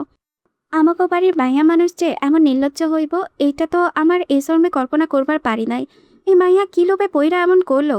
নাসির সাহেব গর্জে উঠলেন, শবনম, তোর মাইয়ারা সব জানাইতে কো, বলা কিছু উল্টাপাল্টা কইরা লইব কিন্তু। শবনম বেগমকে কিছু বলতে হলো না। কাজল আষ্টেপৃষ্টে মায়ের হাত জড়িয়ে ঝরঝর করে কাঁদতে কাঁদতে বলবো, আমি ওনারা কোনো ক্ষতি করতে চাই নাই, আমি শুধু একটু কথা কইতে ডায়কা নিছিলাম। মেয়েটা কথাটুকু শেষ করতে পারেনি। শান্তর হাতের কাছে পাওয়া ছোট্ট ফুলদানিটা ছুঁড়ে মারল। তার সোজা গিয়ে লেগেছে মেয়েটার কপালে। কপালে রক্ত ভাসল, শোনা গেল চিৎকার। স্বপ্নবের আর্তনাদ মিলিয়ে গেল শান্তর বাঘের গর্জনে। গাধা পাইছস মাদার চোদ? তোর করা কীর্তিকলাপ সম্পর্কে কি এখনো অজানা আছি, ফকিন্নির বাচ্চা? শান্ত তাকালো বড় চাচার দিকে। তার চোখে মুখে রক্তিম। শক্ত চোয়ালটা কেঁপে কথা বলার সময়। চাচু, ওরে কেউ পরিষ্কার করে সব বলতে বলো। এইবার আমার হাত চলবো, মুখ না। শান্ত বলতে বলতে লুঙ্গির পেছন থেকে পিস্তল বের করে নিয়েছে। এ দৃশ্যে কাজল চিৎকার করে ওঠে, দ্রুত বলে, ও ও ওই ওই জিহাদ নামের লোক আমাদের গ্রামে আহে যেদিন বস আইয়া পৌঁছায়। আমি সন্ধ্যায় যখন পান কিনতে গেছিলাম, উনি আয়সা আমার লগে গল্প জুড়ে দিল। আমারে জানাইলো বসের বউ ওনার হবু বউ। তোকেও দুজনের ছবিও দেখাইছে। কইছে তাকে বিয়া হবার কথা ছিল, তখনই নাকি বস জোরপূর্বক তুইলা নিয়ে বিয়া করে ম্যাডাম রে। ম্যাডাম এই বিয়া মানে না, থাকতে চায় না। একবার দেখা কইরা দিলে ম্যাডাম ওনার সাথে চইলা যাইব। ম্যাডাম চইলা গেলে আম থামবি না, বলতে থাক। কাজল শব্দ করে কেঁদে ফেললো। আমারে লোক দেখাইছে, কইছে ম্যাডাম চইলা গেলে আমার রাস্তা ক্লিয়ার হইব। বস বস আমারে। শবনম বেগম আর শুনতে পারলেন না। সজোরে চর মারলেন মেয়ের গালে। চর থামালেন না, এলোপাতাড়ি মারতে লাগলেন। জাহানারা বেগম কপালে ধরে রেখেছেন। শান্ত ইতিমধ্যে অস্থির হয়ে গিয়েছে ভীষণ। পায়ের পাতায় ভর দিয়ে বসেছে, মার খেয়ে বিধ্বস্ত হয়ে পড়ে থাকা কাজলের সামনে। তখন কথাগুলো শেষটা মিলিয়ে আওড়ালো। বস্তুরে মায়না নেব, নিজের বউ করবো, এই স্বপ্ন দেখছিস? কাজল হু হু করে কেঁদে ফেললো। শান্ত কিছুক্ষণ চেয়ে থেকে অবশেষে নির্বাক কণ্ঠে বলে গেল, তুই এখনো বেঁচে আছিস কারণ তুই এই শান্ত শিকদারের রক্ত। নাহলে এতক্ষণে বসের পিস্তলের গুলি তোর কপালে থাকতো। এতক্ষণ আমি হয়তো বা তোর দাফনের ব্যবস্থা করতাম। কাজের হামাগুড়ি খেয়ে জড়িত হলো শান্তের পা জোড়া। আমি আমি বুঝতে পারি নাই ভাইয়া, আমার ক্ষমা কইরা দাও। তো তখন তখন আমার আমার কি হয়েছে আমি জানি না, মাথা কাজ করে নাই। কিন্তু আমি কোনো ক্ষতি করতে চাই নাই, আল্লাহর কসম। শান্ত শোনে না ওসব অরুণয়। বাবা চাচাদের দিকে চেয়ে আদেশ দেবার মতো করে বলে, আজ রাত্রের ভিতর ওর বিয়া দিবেন। ওরে বিয়া দিয়ে যত দূরে সম্ভব পাঠাবেন, এই গ্রাম কিংবা শহর সবখান থেকে দূরে। যদি এতে আপত্তি থাকে ফুপুর ওনার পরিবার সহ যত দূরে সম্ভব চলে যাক। চওড়া রাস্তা পিছে ছোট্ট বৃহৎ গাড়িটা, ভিতরটা অস্পষ্ট হেলদুটে আলোয় নিমজ্জিত। পিনপতন নীরবতা নেমে আছে। কালো রঙের সিটে এলিয়ে মাথা রাখাটা, উস্কো খুস্কো চুলগুলো ভেজা। কিছুক্ষণ আগে এক বোতল ঠান্ডা পানি মাথায় ঢেলেছে আদিল। রক্তলাল চোখজোড়া আপাতত বন্ধ। কপালের ছোঁয়া, হাতটার নীল শিরা ভেসে উঠেছে। হাতের মুঠোয় ভীষণ পুরাতন একটি ছবি, এখনো যত্নের ফলে রঙিন। স্তব্ধ বন্ধ চোখের পাতায় তখনও পুরনো কিছু স্মৃতিরা ভাসা ভাসা, তবে সতেজ হয়ে উঠেছে। এখনো কি নিখুঁত প্রত্যেকটা দৃশ্য, আজও স্পষ্ট, আজও ততটাই উপভোগ্য। আজও আদিলের ভেতরটা নাড়িয়ে তোলে, ডুবিয়ে আনে দীর্ঘ বছর ধরে পেরিয়ে আসা অনাকাঙ্ক্ষিত সমুদ্রে। এই বেনামি শহরের আকাশচুম্বী সব দালানগুলোর ভিড়ে আজও বাংলাদেশের শীর্ষস্থানে আছে একটাই নাম, মির্জা গ্লোবাল কনগ্লোমারেট। বাংলাদেশের ব্যবসায়িক বাজারে প্রতিটি খাতে যার বিস্তার প্রভাব। মাথা উঁচু করে আধিপত্যের এক অদৃশ্য সাম্রাজ্য বনে আছে যে, যার প্রভাবে কাঁপে গোটা এক অদৃশ্য সাম্রাজ্য, ব্যবসায়িক ভূখণ্ড। বাড়িধারার বাসস্ট্যান্ডের থেকে 2 কিলোমিটার দূরে পেরোলে মির্জা গ্লোবাল কনগ্লোমারেট কোম্পানি 24 তলা। কোম্পানির উদ্দেশ্যই তপ্ত দুপুরের সময় ছুটছিল কালো কুচকুচে এলিগেন্ট মার্সিডিজটি। হাউজিং পেরিয়ে বাড়িধারার বাসস্ট্যান্ডের সামনে জ্যামে পড়েছে মাত্রই। ব্যাকসিটে বসা পরিশালী শরীরে নড়চড় নেই, অনেকটা সময় হলো।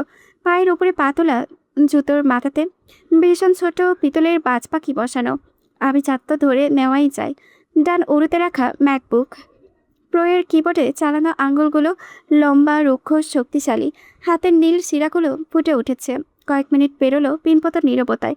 গাড়িটা নড়ে না অনেকক্ষণ। অবশেষে স্ক্রিন থেকে সরে ধূসর চোখ জোড়াই দৃষ্টি। অসন্তুষ্ট চোখের দৃষ্টি পড়ে উইন্ডো গ্লাসের বাহিরে। ধীরে সুস্থে মেপে মেপে বলল কয়েকটি শব্দ। দেখ কি সমস্যা। আদিল মির্জার দৃষ্টি সামনে একটি ক্যাফে, নাম দ্য রয়্যাল ক্যাফে। চমৎকার রং, ডেকোরেশন, বিদেশি একটি আবহাওয়া ক্যাফে জুড়ে। ম্যানেজার আনোয়ার খন্দকার হাতে ডকুমেন্ট রেখে বেরোতে নিয়ে বললেন, আমি দেখছি। আদিল নামালো গ্লাসটা, সঙ্গে সঙ্গে গাড়ি, মানুষ সবকিছু কোলাহল ছাপিয়ে কানে এসে বিঁধল একটি তেজশ্রী কণ্ঠ। হাত ছাড়, দ্বিতীয়বার মুখে বলবো না কিন্তু। আদিলের নির্বিকার ধূসর চোখের মনি ঘোরে তাকায় সামনে, সিগন্যালের সামনে। মেইন রোডে কয়েকটি ছেলেপুলের সামনে দাঁড়ানো মেয়েটি পিঠে তার দৃষ্টির সামনে। মেয়েটার হাত শক্ত করে টেনে ধরা ছেলেটার কণ্ঠ কৌতুক। করবে কি? ছাড়বো না। Let me see beauty. ছেলেটি কথাটুকু শেষ করতে পারল না। চোখের পলকে অমন পাতলা শরীরের মেয়েটা আশ্চর্যজনক কাজ করে ফেলল। ছেলেটার গলার দিকে শার্ট আর হাঁটুর দিকে জিন্স ধরে সোজা মাথার উপরে তুলে আছাড় ফেলল রোডের শক্ত রাস্তায়। গাড়িটার সামনে আদিলের স্থির মনি দুটো কিঞ্চিত নড়ে। রোড থেকে দৃষ্টি উঠে এসে থামলো ঘুরে দাঁড়ানো মেয়েটির মুখের দিকে। সূর্যের আলো পড়া ওই মুখটা আদিলের দৃষ্টিতে থামলো, থমকালো, দৃঢ় হলো ক্রমশ। ছেলেপুলেদের মধ্যে আরেকটা তেড়ে মেরে এগোতে মেয়েটা ঝড়ের বেগে ডান উঁচিয়ে বসলো ঘাড়ে। মুখ থুবড়ে পড়া ছেলেটা আর্তনাদ করে চেঁচালো, তোরে আজকে যদি শিক্ষা না দিছি কার গায়ে হাত তুলছস বুঝাইয়া সারমু মাগি। মেয়েটা বেশ নির্ভয়ে এগোতে এগোতে বলে গেল, কি করবি? বাড়ি তারার ওসি আমার চাচার বন্ধু, আমি তোদের হাজতে ঢোকাবো। অমন ওসি আমার বাপের পকেটে নিয়ে ঘোরে, তুই শুধু তোর ভাগ্য দেখবি, দেখবি তোর কি অবস্থা করি। এই সুন্দর মুখ দেখানোর রাস্তা দেখাবো না। মেয়েটা বোধ হয় এক মুহূর্তের জন্য থমকিয়েছিল, পর মুহূর্তে বুক ফুলিয়ে ঘোষণা দিল, মির্জা গ্লোবাল কনগ্লোমারেন্ট কোম্পানির আদিল মির্জা আমার দূরসম্পর্কের আত্মীয়। সবে মাত্র কার ডোর খুলেছিল আনোয়ার সাহেব, বাইরে কি হচ্ছে জানবে বলেই তখনই মেয়েটার এমন উক্তি শুনে চমকে ওঠেন। আদিলের অভিব্যক্তির কোনো পরিবর্তন না দেখে নিজেও চুপ থাকলেন। ডাব ডাব করে ফিরে তাকালেন রূপবতী মিথ্যাবাদী মেয়েটার দিকে। ছেলেপুলে এক একজন শব্দ করে হেসে বলল, তাহলে নিশ্চয় দেশের প্রধানমন্ত্রী তোমার আন্টি খুকি? মেয়েটা দমে না, আন্টি না, তবে নিয়মিত দেখা সাক্ষাৎ না হলেও মাঝে মধ্যে হয়। বলতে বলতে অধৈর্য হয় মেয়েটা, রাগান্বিত ভঙ্গিতে আশেপাশের মানুষজনের তাড়া খেয়ে পালিয়ে গেল মেয়েটা। প্যান্ট ঝাড়তে ঝাড়তে আদিলের পাশ দিয়েই যায়, সোজা ঢোকে দ্য রয়্যাল ক্যাফেতে। আদিলের কারো দৃষ্টি নিবদ্ধ থাকলেও পুরোটা সময় জুড়ে একটা দ্য রয়্যাল ক্যাফে লেখা অ্যাপ্রন পড়তে পড়তে সম্ভবত বিড়বিড় করে কথা বলছিল মেয়েটা। তা থেকে মাথা অবধি ঘুরে বেড়ালো ধূসর চোখজোড়া। নীরবতা ভাঙল গঙ্গারের মৃদু শব্দে। আদিল চোখ মেলল, গাড় বাঁকিয়ে তাকালো পাশে। সিটে লম্বা করে শুয়ে দেওয়া রোজা ঘুমের করে কিছু একটা অস্পষ্ট ভঙ্গিতে আওড়াচ্ছে। সামান্য নড়তেই গায়ের ওপরে থাকা আদিলের বেইস রঙের কোটটা নিচে পড়ল নিঃশব্দে। আদিলের কোলে থাকা নগ্ন ফর্সা পা দুটো নড়েচড়ে তার পেটের সাথে আরও আরাম করে গুজেছে। এই দৃশ্য দেখে চোখ বুলিয়ে তাকালো রোজার গলায়। মৃদু আলোয় স্পষ্ট দেখলো 5 আঙ্গুলের দাগ।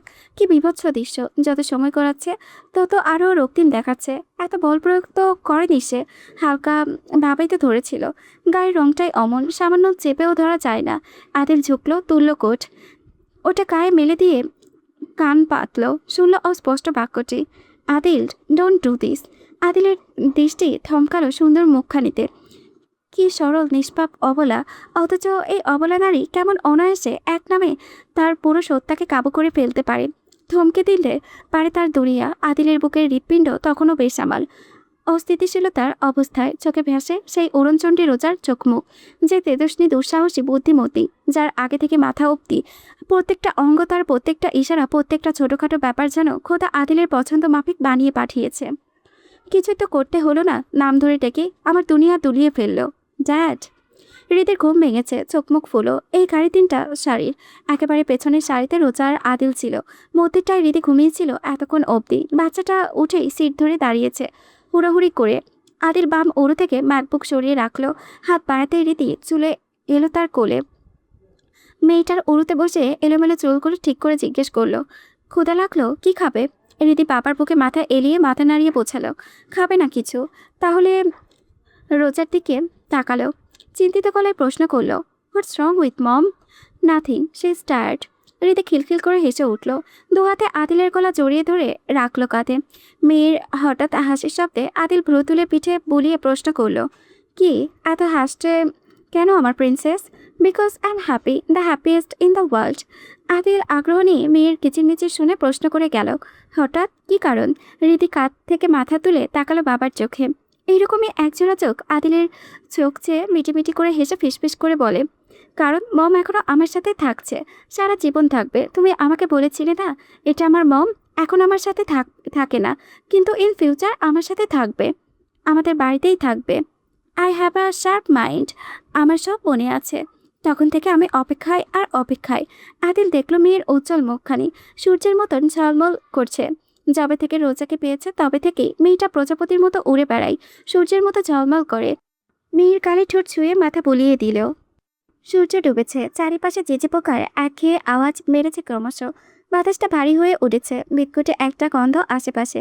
নাসির শিকদার দাঁড়িয়ে আছেন সরু রাস্তার এক কোণে, তার মেরুদণ্ড টান টান, পিঠের হাটের আঙ্গুলগুলো মুষ্টিবদ্ধ, শীতল দৃষ্টি সোজা ওই মসৃণ সরু ফাঁকা পথেই।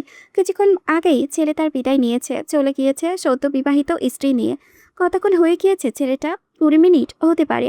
এতক্ষণ যাবৎ ভদ্রলোক স্থির হয়ে এইরকমভাবেই আছেন। তার পাশে দাঁড়িয়ে আছে কাউসার আহমেদ। নাসির সাহেব অবশ্য মুখের দিকে তাকালেন, ফেললেন তপ্তশ্বাস। মনে কথাগুলো আস্তে করে বলে ফেললেন। বরাবরই তিনি ভালো চান যে। নাসির, কি দরকার এত ভয়ঙ্কর পথে চলার? খারাপের একটা সীমা থাকে তো নাসির। থাক না, তুমি কেউ। তোমার কি মনে হয় না ওই সীমা পার কইরা ফেলছো? আর কত? এই ভয়ঙ্কর পথ থেকে ফিরে আসো। চাচা, কথা শোনো। যেই পথে পদে পদে মৃত্যুর ঘণ্টা বেজে চলে, ওখানেই কেন? নাসির শিকদারের দৃষ্টি নড়ল না, অঙ্গভঙ্গি এলো না, বিন্দুমাত্র পরিবর্তন।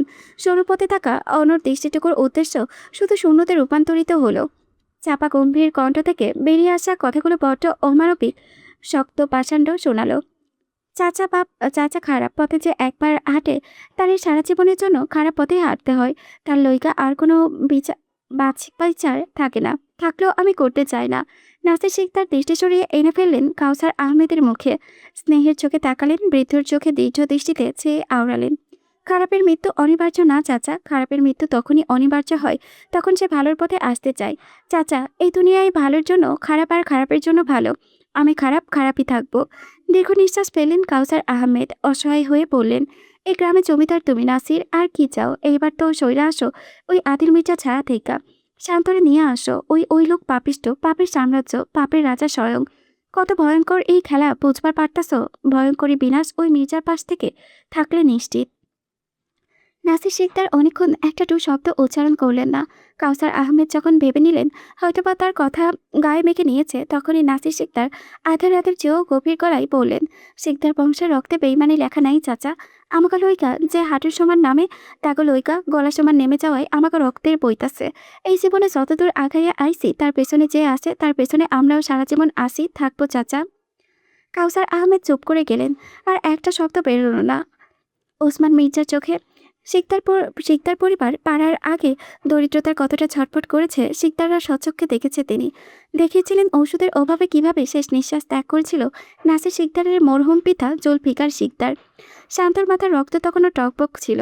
রাগে আশেপাশে কোথাও তাকাচ্ছে না, ভীষণ স্পিডে ড্রাইভ করছে অন্ধকার নিরিবিলি রাস্তায়। শুধু গাড়ির হেডলাইটের আলো পড়েছে। ডান হাতে স্টিয়ারিং হুইল ঘোরাতে ঘোরাতে বাম হাতে একটা সিগারেট ধরিয়ে ঠোঁটকুচে অবশেষে তাকালো পাশে। ঝুমুর গাড়ির সাথে লেপ্টে আছে বধূ বেশে। মেকআপটা এখনো নড়চড় হয়নি, টিকলিটা কপালে দুলছে তালে তালে। গায়ে ভারী কাজ করা লেহেঙ্গাটা ঝলমল করছে। এত সব ঝামেলা টকবগিয়ে ওঠা কারণ সদ্য বিয়ে করা বউকে ভালোভাবে বুঝি মাত্রই দেখলো শান্ত। ঝুমুর বিড়ালের মতো আর চোখে চাইছিল এতক্ষণ। যেই শান্তকে অমন দস্যু চোখে তাকাতে দেখলো, নড়ে চড়ে বসলো। বেশ সচেতন দেখাচ্ছে তাকে। শান্ত ডান ভ্রু তুললো, থমথমে গলায় প্রশ্ন করলো, ভয় পাচ্ছিস আমাকে, তোর স্বামীকে? ঝুমুর মাথা নাড়িয়ে বোঝালো, ভয় পাচ্ছে না। শান্ত শান্ত সন্তুষ্টই হলো। মুখ নেই? মুখ খোল। এত সুন্দর মুখ, এত সুন্দর ঠোঁট, নড়াবি না? ঝুমুর এবারে আস্তে করে বলল, নানি আমাকে চুপচাপ থাকতে বলে দিয়েছে। আপনি নাকি খুব রেগে আছেন, বাধ্য থাকতে বলেছে আমাকে। শান্ত আর চোখে দেখলো সুন্দর মুখখানি, নড়তে থাকা টকটকে লাল লিপস্টিকটাই সজ্জিত ঠোঁটে চেয়ে ঢোকিল অগচরে। অন্ধকার রাস্তায় তাকিয়ে আওড়ালো, রাগলে স্বামী রাগ কীভাবে ভাঙাতে হয় শিখাইসনি তো? ঝুমুরের সরল মুখে ছমকালো বুঝি। লজ্জায় আড়ষ্ট হলো। এলোমেলো দৃষ্টি লুকিয়ে উত্তর দিতে পারল না। শান্ত দৃষ্টি থমকে আছে। হাত দুটো নড়ছে তো নড়ছেই না। বড় করে শ্বাস টেনে নিয়ে গাড়িটা হঠাৎ করে থামলো নির্জন ভুতুরে এই রাস্তার একপাশে। কানে ব্লুটুথ হঠাৎ নীল আলোয় জ্বলল। বলল, শোন, আমার 2 ঘন্টা দেরি হবে ফিরতে। কথাটুকু বলে আর প্রত্যুত্তর শুনল না শান্ত। কানের ব্লুটুথ খুলে বন্ধ করে ফেললো কোথাও একটা। ঝুমুর সতর্ক চোখে তাকাতেও পারল না। প্রকৃতির বিনাশী ঝড় এসে পড়ল বুঝি তার ওপরে। হামলে পড়া শরীরের ভার সামলাতে হিমশিম খেতে হচ্ছে মিনিট খানেক। প্রলয়ঙ্কারী সিগারেটের গন্ধে ভাষার ঠোঁট দুটো যখন তেড়ে এসে ছুটল ঝুমুরের নরম মিষ্টি ঠোঁটচোড়ায়, সে শুধু পাথরের রূপমূর্তিতে হয়ে থাকলো। স্বামীরহীন পাগলামির বিপরীতে প্রতিরোধ করতে পারল না দীর্ঘক্ষণ। যখন উত্তপ্ত ভেজা ঠোঁটচোরা মুক্তি পেল, আর্তনাদ করলো মেয়েটা। কি করছেন মাঝ রাস্তায়? শান্তর পরনে সেই বিখ্যাত লুঙ্গিটায়, ওটার অবস্থা ভয়ানক। ঝুমুর আতকে নীল হয়ে গিয়েছে। শান্তকে অমন হন্তদন্ত ভঙ্গিতে পরনের শার্টে খুলে ফেলতে দেখলে ক্রমান্বয়ে পিছিয়ে গিয়ে পিঠ স্পর্শ করলো কাছে। শান্ত উত্তম বুকে পুনরায় গায়ে পড়তেই ঝুমুর চেঁচালো, মাথা খারাপ আপনার? সরুন। শান্ত মোটেও শুনল না। বরিশালে দুহাত ব্যস্ত হলো ঝুমুরের শরীরে। ঝুমুর চোখ বুজে থরথর করে কেঁপে প্রতিরোধ করতে গিয়ে তার নরম তুলতুলে হাত চলল নিজের অজান্তেই। জ্বরের শব্দটা পিনপতন নীরবতায় ঝাঁচালো শোনালো বেশ। থমকালো নিশ্চয় বুধু আর শান্ত। তার দানবীয় শরীরটা একাই স্তব্ধ হয়নি। ঝুমুর চর মেরে দুহাতে মুখ ঢেকে বড় বড় চোখে চেয়ে আছে। কাপা কণ্ঠে আওড়াতে নিল বলতে পারল না আর। শান্ত হঠাৎ করে শব্দ করে হেসে ফেলল। দাঁতে ঠোঁট কামড়ে দেখলো ঝুমুরের ভয়ার্ত মুখখানি। এই পর্যায়ে হাসতে হাসতে ফের ঝাঁপিয়ে পড়ল মেয়েটার ওপরে। মুখ ডোবালো ঝুমুরের গলার ভাঁজে ভাঁজে। কামড় বসাতে নিয়ে আওড়াতে গেল। আমার বাকি নেই, যত ইচ্ছে মার, আজকের জন্য সব মাপ। ঝুমুর ধরে আসা গলায় কোনো রকমে শান্তর মুখটা দু হাতে ঠেলে সরাতে সরাতে বলল, বাড়ি চলুন। বাড়ি যেতে যেতে আমি মরে যাব। ঝুমুরের হাতটা বুকে চেপে ধরে বাদ বাকিটুকু কথা মরতে বসা নাবিকের মতো আওড়াই। দেখ দেখ, শ্বাস নিতে পারছি না, দেখছিস? তুই কি বিধবা হতে চাস? আমার লক্ষ্মীটা, স্বামীকে না করতে হয় না, পাপ লাগবে। ঝুমুর বলতে চাইল লাগুক পাপ, তবে আর বলতে পারল কই। প্রবেশদ্বারে আধুনিক লোহার ভারী দীর্ঘতম উচ্চতম দরজা দুয়ারে খুলে ঢুকে ধরেছে বডিগার্ডস। দৃষ্টির সামনে এলো সরু পথে পাথরের পথ। ড্রাইভওয়ে দুপাশে আধুনিক ল্যাম্পপোস্টের এক একটি ল্যাম্পপোস্টের মধ্যে স্থাপিত করা সবুজ গাছ। গাছগুলো উচ্চতা ছোট, পাতাগুলো গোল করে ট্রিম করে রাখা। ল্যাম্পপোস্টের হলদে আলোয় চলচলে করেছে পুরোটা পথ। গাড়িগুলো প্রবেশ করলো সারিবদ্ধভাবে। প্রত্যেকটা গাড়ি ঢুকতে দেরি, তবে দরজাটা বন্ধ করতে সময় নেওয়া হয় না। কালো গাড়িটা সোজা এসে থেমেছে বাড়ির সামনে। গাড়ি থামতে দেরি, তিতান ধরে ছুটে আসতে দেরি হয়নি। ভীষণ উত্তেজিত হয়ে ডেকে যাচ্ছে। গার্ডেন কেয়ারটেকার ইলিয়াস উদ্দিন এসে টেনে ধরেছে দুটোকে, যেন অতি উত্তেজনায় আবার গায়ের উপরে না চড়ে যায়। ইতিমধ্যে এলেন ব্যাকসিটের ডোর খুলে দিয়েছে। আদিল মেয়েকে কোলে নিয়ে বেরিয়ে আসতে দরজাটা লাগালো ফের। তিতান এসে শুয়ে পড়েছে আদিলের পায়ের কাছে। রীতি মুগ্ধ চোখে দেখছে ওদের। কোল থেকে নামতে চাইলে আদিল নামালো মেয়েকে। রীতি খাসির উপরে হাঁটু কেড়ে বসে দুহাতে ওদের আদর করে দিতে উজ্জ্বল চোখে তাকালো বাবার দিকে। ড্যাড, দেখো তিতান থোর আমাদের কত মিস করেছে। আদিল মেয়ের পাশে দু পায়ের পাতায় মাথাটুকু ভর দিয়ে বসলো। বলিয়ে দিল ওদের মাথা। বেশ আরামের সাথে আদর খাচ্ছিল কুকুর দুটো। আরও গভীরভাবে মিশে যাচ্ছিল রুক্ষ খসখসে হাতের তালুতে। ইতিমধ্যে সব বডিগার্ডস জড়ো হয়েছে চারিপাশে। এক ফাঁকে এসে দাঁড়িয়েছে মরিয়ম বেগম, শাপলা বেগম এসে। আদিল মরিয়ম বেগমকে ইশারা করে বলে, যাও তোমার নানির সাথে রুমে যাও, ফ্রেশ হয়ে রেস্ট নাও। রীতি ফিরে তাকালো গাড়ির দিকে। হোয়াট অ্যাবাউট মম? মরিয়ম বেগম এগিয়ে এসেছেন, আলতোভাবে ধরেছেন হৃদের হাত। আদিল উঠে দাঁড়িয়েছে, মেয়ের মাথায় বুলিয়ে বলে, একটু পরে আসছে। You go first my child. Riti বাধ্য মরিয়ম বেগমের সাথে প্রবেশ করেছে বাড়ির ভেতরে। চারিপাশে বডিগার্ডস একত্রে ডেকে ওঠে, বস। আদিল প্রত্যুত্তরে নাক মুখে শব্দ তোলে, অল ওকে। ওরা তালে তাল মিলিয়ে উচ্চস্বরে জানায়, ইয়েস বস। আদিল ঘুরে দাঁড়ালো। এলেন ইশারা বুঝে এলো কাছে। কান পাতলো। আদিল প্রশ্ন করলো ভ্রুদয়ের মধ্যে চিন্তার ভাঁজ ফেলিয়ে, ক্লান্ত ধ্রুবর কি অবস্থা এখন? হাসপাতালে যাব? এলেন ঘড়িতে দৃষ্টি ফেলল। রাতের প্রায় 12টা। সন্দিহান হয়ে বলল, এক্ষুনি? আদিল পরনের ভেস্ট খুলেছে, টাই লুজ করে কদম বাড়িয়েছে গাড়ির দিকে। Within 30 minutes. এলেন ইতিমধ্যে হাতের ইশারায় সবকটাকে ঘুরে দাঁড়ানোর ইশারা ছুড়েছে। তাৎক্ষণিক সেনাবাহিনীর মতো সব একসাথে ঘুরে দাঁড়ালো। একটু শব্দও করল না এতে। আদিল ব্যাকসিটের ডোর খুলে ঝুঁকেছে অর্ধেক। রোজা গভীর ঘুমে আচ্ছন্ন। কোটটা পুনরায় পড়েছে নিচে। চুলগুলো ছড়িয়ে আছে সিট জুড়ে।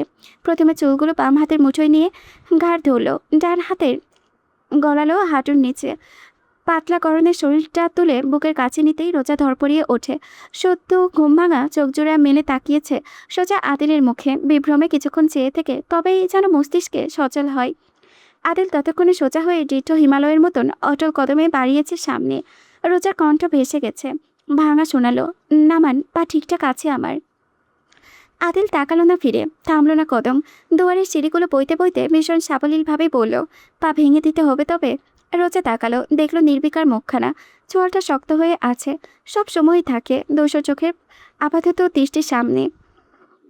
রোজার চোখে ভাসলো তার গলা চেপে ধরা দৃশ্যটুকু। চিনচিনে করে উঠল গলাটা, মনে হচ্ছে এখনো দম বন্ধ হয়ে আসছে। মুহূর্তে ক্রোধে চোখ জোড়া চলচল করে উঠল। বেশ দিন, তবে হাত পা ভাঙার হলে আমার জীবন নষ্ট করলেন কেন? কেন এনেছেন? আগেই মেরে ফেলতেন। আপনার শক্তির কাছে তো আমি পিঁপড়া মাত্র। প্রতিরোধ করার সামর্থ্য নগণ্য আমার তো ছিল না। আদিলের কদম থামলো। দৃষ্টি ফেলল রোজা রাগান্বিত মুখে, চোখ মুখ লাল হয়ে আছে। গলায় বসা 5 আঙ্গুলের দাগ আবারও বাজেভাবে দৃশ্যমান। রোজা মুখ অন্যদিকে ফিরিয়ে রেখেছে। আদিল থমথমে গলায় কেমন আদেশ করলো, 2 হাতে গলা জড়িয়ে ধরো। রোজা নামার জন্য ছটফট করে উঠল মুহূর্তে। এমন ধস্তাধস্তিতে আদিলের কদম বাঁধন হালকা করতে সক্ষম হলো না। একইভাবে চেয়ে থেকে পুনরায় বলল একই ভঙ্গিতে, জড়িয়ে ধরতে বললাম তো রোজা চোখ রাঙিয়ে তাকালো। সুন্দর চোখজোড়া রক্তিম হয়ে আছে, সাপের মতো ফোঁসফোঁস করতেই আদিল ডান ভ্রু তুলে জানালো, ওই ছেলেটার কি করলাম জানতে চাও না? আগ্রহ নেই? গলা জড়িয়ে ধরো। রোজা চোখ বুঝলো। আদিলের বুক ঢালতে থাকা হাত দুটোকে তুলে এনে রাখলো দু কাঁধে। ব্যাস অতটুকুই। আদিল সন্তুষ্ট হয় না, নড়লো না, ফিরলো না দৃষ্টি। বলে গেল, জড়াও। রোজা দু হাতে জড়িয়ে ধরলো গলাটা। সামান্য কাঁপলো হাত জোড়া। আদিলের মুখটা ঝড়ের বেগে নামালো তার গলার ভাঁজে। দাড়ি ঘেঁষে দিল সংবেদনশীল ঘাড়ে। অজস্র ছোট চুমু খেয়ে আওড়ালো কদম বাড়াতে বাড়াতে। বুদ্ধিমতী আছেন, জানেনই তো কেন এনেছি। বোঝেন তো, এই রাজা রানী করে রাখতে এনেছি। রানী হয়ে থাকবেন, আমার সাম্রাজ্যের রানী, আমার শুধু শুধু আমার রানী, এই আদিল মির্জার রানী। রোজার চোখজোড়া অসহায়ভাবে বুঝে এলো। হৃৎপিণ্ডটা অজান্তেই লাফাতে লাগলো পাগলের মতো। অনুভব করলো ও শ্বাস নিচ্ছে না অনেকক্ষণ। আদিলের গলা ধরা হাত দুটো ক্রমশ ভীষণ শক্ত করে জড়িয়ে ধরে আছে। সিঁড়ি ধরেছে আদিল। সামনে না তাকাতেই মেপে মেপে ধীরে সুস্থে উঠছে এক একটা সিঁড়ি। দোতলা করিডোরে হেঁটে এসে থামলো হৃদির রুমের সামনে। রোজাকে এক হাতে ওপরে রেখে অন্য হাতে ডোরের নোব ঘুরালো। মৃদু আলোয় হৃদিকে দেখা যাচ্ছে। ঘুমিয়ে পড়েছে বাচ্চাটা। আদিল প্রবেশ করলো ভেতরে। রোজাকে হৃদির পাশে শুয়ে দিয়ে ওপর থেকে তাৎক্ষণিক নড়ে উঠল। উবু হয়ে চেয়ে থেকে চোখ বন্ধ করে থাকা রোজার চোখ মুখ। ডান হাতটা চলে গেল গলাতেই। কি সহজে চিকন গলাটা পুরো এঁটে যাচ্ছে হাতের তালুতে। খসখসে তালুর চামড়া ঘষে মুখ নিল কানের কাছটায়। নাক মুখ ঘষে ভীষণ ধীরে শব্দে জানালো, আর কখনো যেন ওর নাম না শুনে তোমার মুখে কানে যাচ্ছে কথা। রোজা চোখ মেলে তাকালো, নাক ফুলিয়ে বলল, কি করবেন? পা ভাঙবেন আমার? গলা টিপে ধরবেন? মেরে ফেলবেন? আদিলের হাত চলল। পিনপতন নীরবতা ভাঙল থাপ্পড়ের স্পষ্ট শব্দে। আপত্তিকর সে স্থানে পরপর দুবার আঘাত পড়তে রোজা আটকে ওঠে। ঠোঁট নড়ে। চিৎকার করে পাল্টা আক্রমণ করতে চেয়েও পারে না। আদিল ভীষণ চতুরতার সাথে রোধ করে প্রত্যেকটি পদক্ষেপ। রোজার নরম সরম হাত দুটো সযত্নে বাম হাতের মুঠোয় ভরে নিয়ে আওড়ালো আদিল। যার জান ভিক্ষা চেয়ে এখনো বাঁচিয়ে রেখেছ, ওকে চিন্তা মাটিতে পুঁতে ফেলবো। এর আগেও একবার এরকম একটা থাপ্পড় পড়েছিল। আদিল যখন রোজাকে বাসায় নিয়ে এসেছিল, তখন একটা থাপ্পড় পড়েছিল। তো অনেকে জানতে চেয়েছিল যে আপু এই থাপ্পড়টা কোথায় পড়েছিল। আজকেও সেম 2টা থাপ্পড় খেয়েছে রোজা। তো এই থাপ্পড়টা কোথায় পড়েছিল সেটা যারা লিজেন্ড তারা বুঝতে পারবে যে এই থাপ্পড়টা অ্যাকচুয়ালি কোথায় পড়েছে। আমি জাস্ট একটা হিংস দিলাম ব্যাক পার্টে।